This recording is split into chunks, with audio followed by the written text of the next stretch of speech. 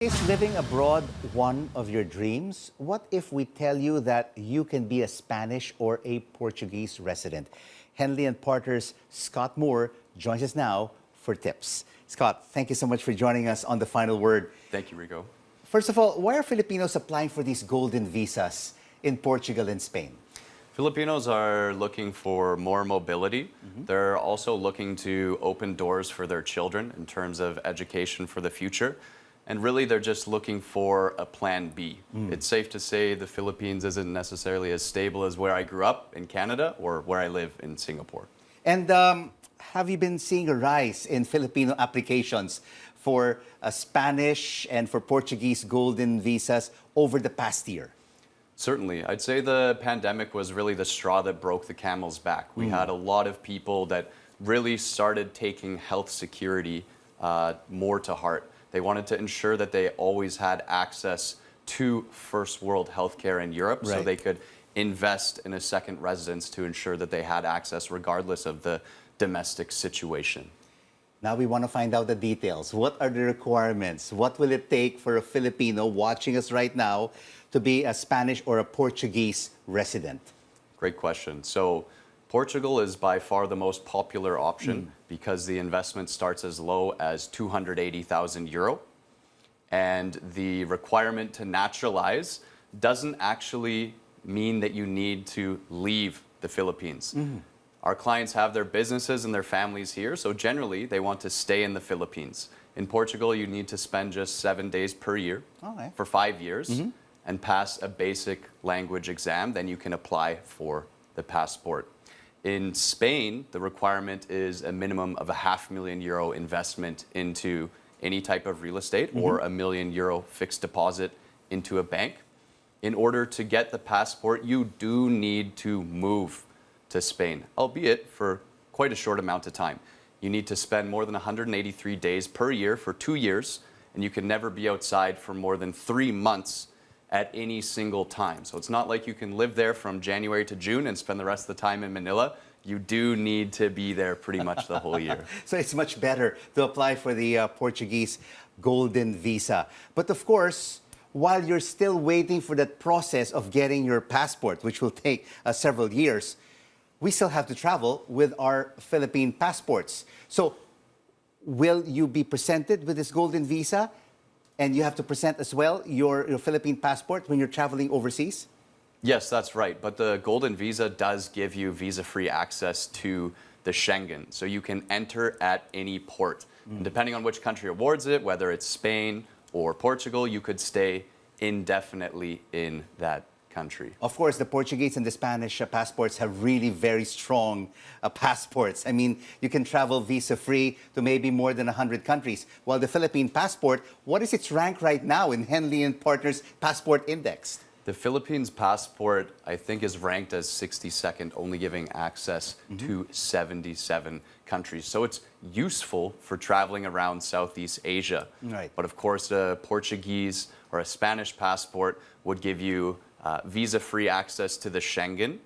It would give you settlement freedom in all 27 EU countries, and it would give you access as a tourist to US, Canada, Australia, New Zealand, Japan. So all the places where Filipinos love to travel, but they need to get a visa. And how long is the processing time?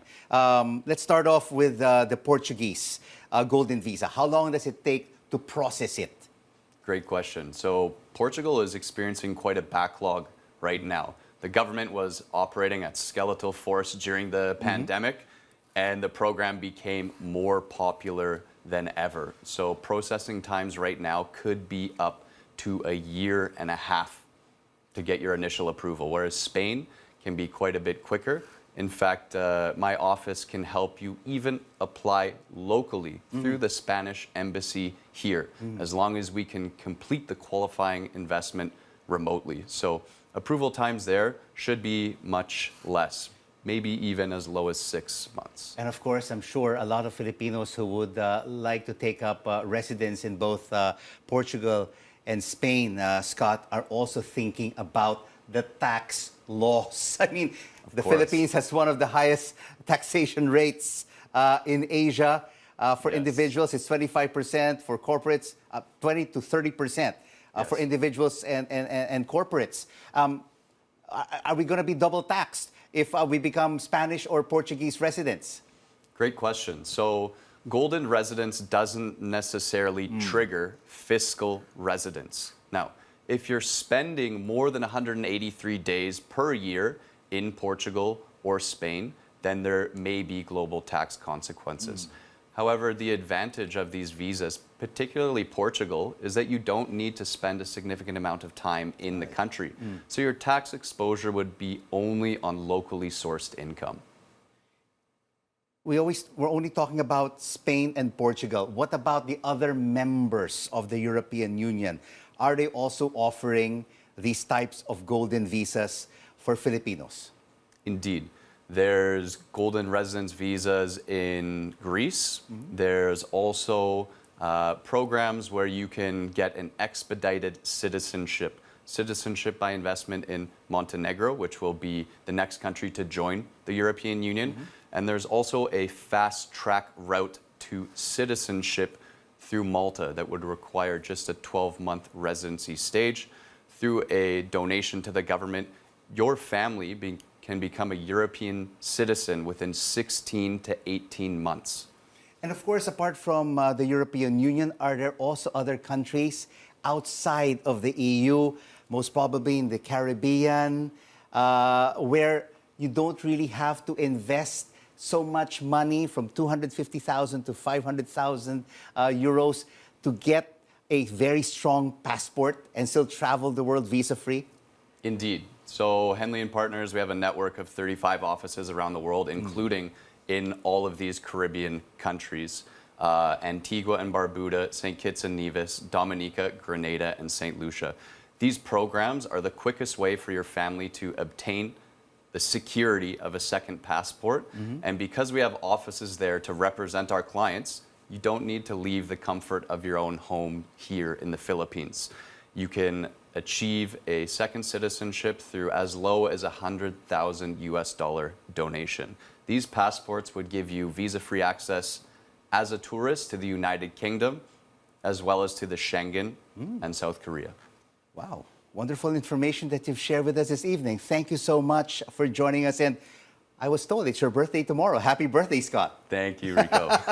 Thanks, everyone. Scott Moore, Managing Director for the Philippines and Indonesia at Henley and Partners.